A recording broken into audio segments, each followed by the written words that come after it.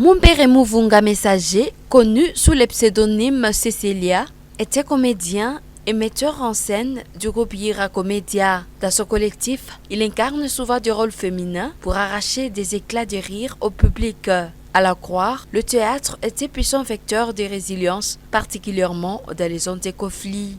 Selon lui, en période de guerre, il est crucial de proposer des spectacles divertissants pour véhiculer un message d'espoir et de résistance.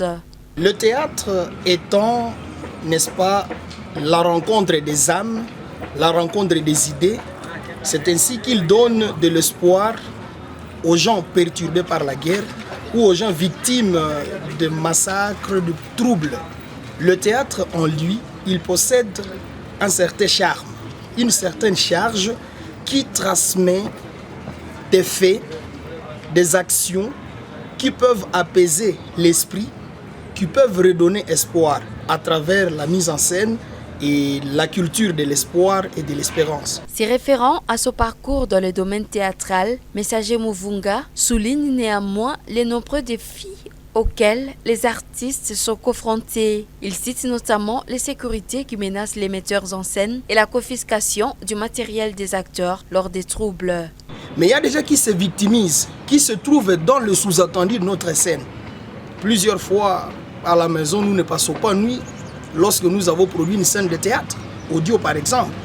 Lorsque nous avons réalisé quelque chose à mettre sur la toile, il arrive que nous recevions des menaces directes au point où nous arrive de déménager, ce qui n'est pas très facile à vivre avec même la carrière enseignante. Il nous arrive même de déserter la classe. Face à ces difficultés, il exhorte les autorités à garantir la sécurité des artistes afin qu'ils puissent continuer à utiliser le théâtre comme moyen d'expression et de sensibilisation.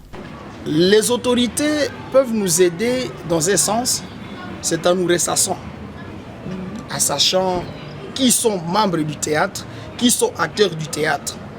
Mais c'est aussi en nous protégeant, parce qu'il arrive que nous revenions de la radio tard pour avoir fait telle ou telle autre scène aux heures vespérales. Il arrive qu'on puisse rencontrer les agents de l'ordre, peut-être dépassés par le travail, qui peuvent, n'est-ce pas, vous demander quoi que ce soit, avec l'idée peut-être que vous avez oublié votre carte d'identité ou autre, et que les autorités vraiment nous viennent en aide, qu'elles nous protègent. La journée mondiale du théâtre rappelle l'importance de cet art dans la transmission des valeurs et la cohésion sociale. Pourtant, aujourd'hui, le théâtre tend à disparaître progressivement, faute de soutien et de protection pour les artistes.